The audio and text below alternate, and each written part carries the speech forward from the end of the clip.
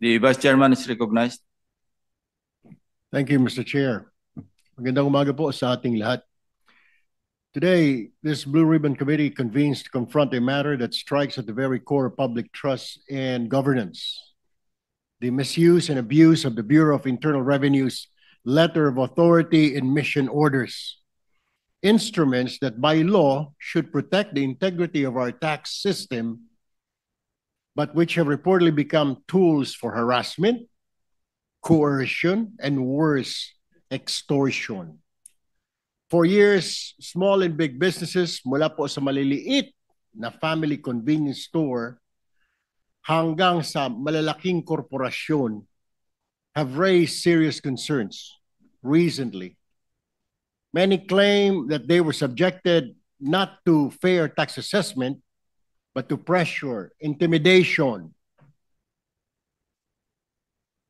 and questionable demands in exchange for the withdrawal or softening of tax investigations.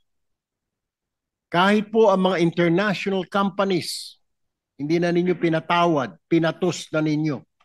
Itong mga kumpanya na ito na nagdadala ng trabaho, teknolohiya at pamumuhunan sa bansa ay hindi raw nakaligtas sa ganitong uri ng pang-aabuso ayon na rin mismo sa iba't ibang foreign chambers of commerce dito sa ating bansa at mismong ang kanilang mga ambassador.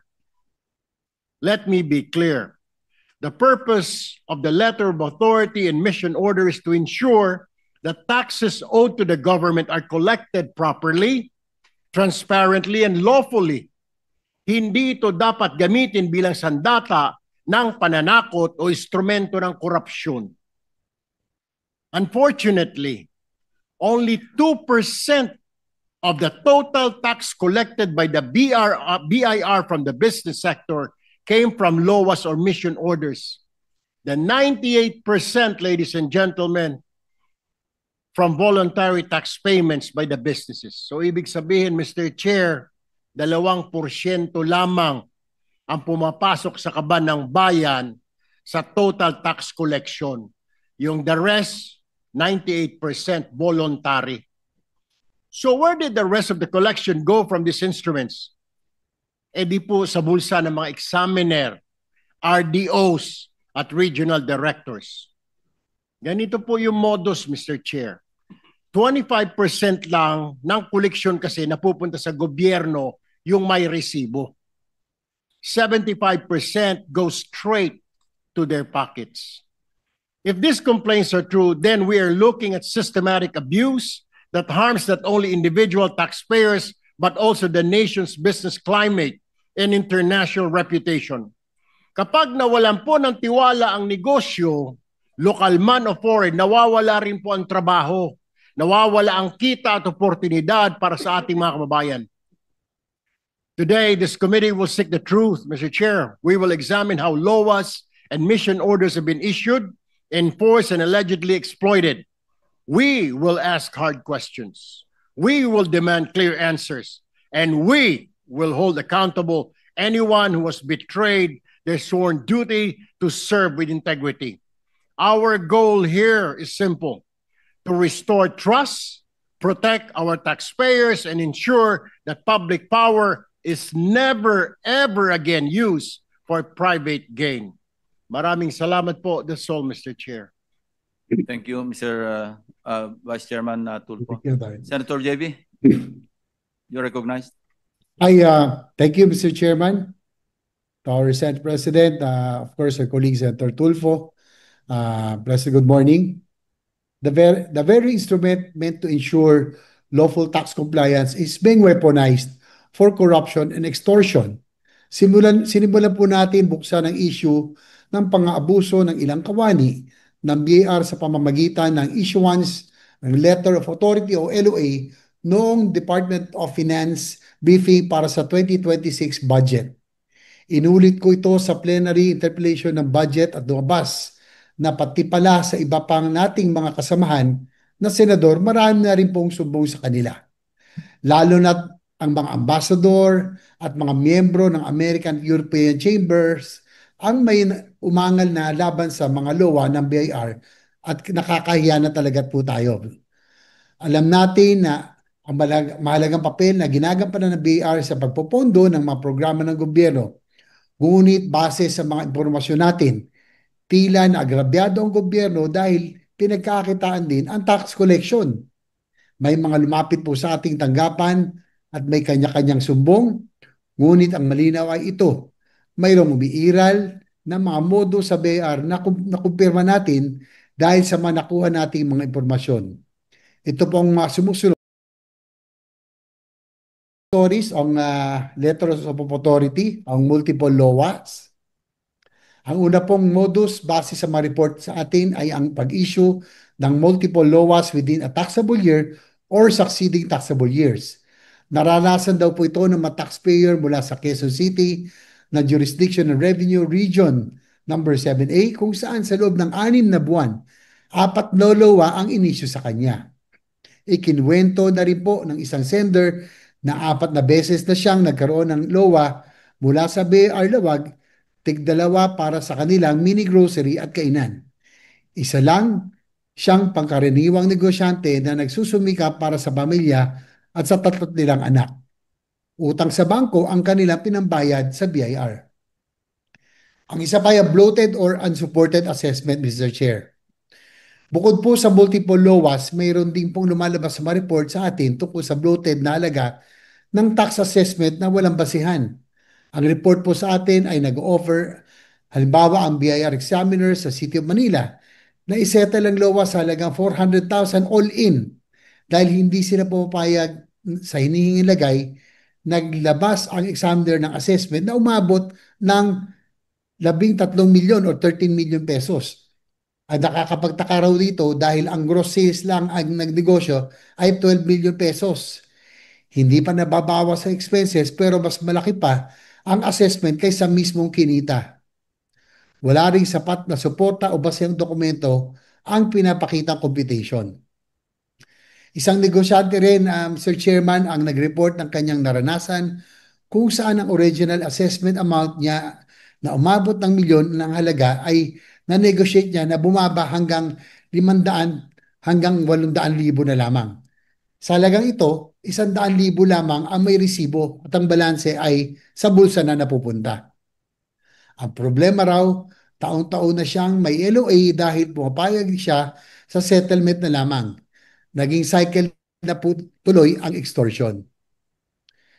Meron pong nabanggit kanina rin po ang ating kasama si Senator Tulfo, yung po sa scheme, yung 70-30, minsan po ay 75-25 pa. Nabanggit ko na po sa ilang interview tungkol sa 70-30 na modus kung saan mahigit 70% ng halaga na assessment na binabayar taxpayer ay nabubulsa ng mga taga-BIR at halos 30% na lamang ang may resibo at napupunta sa kaban ng bayan.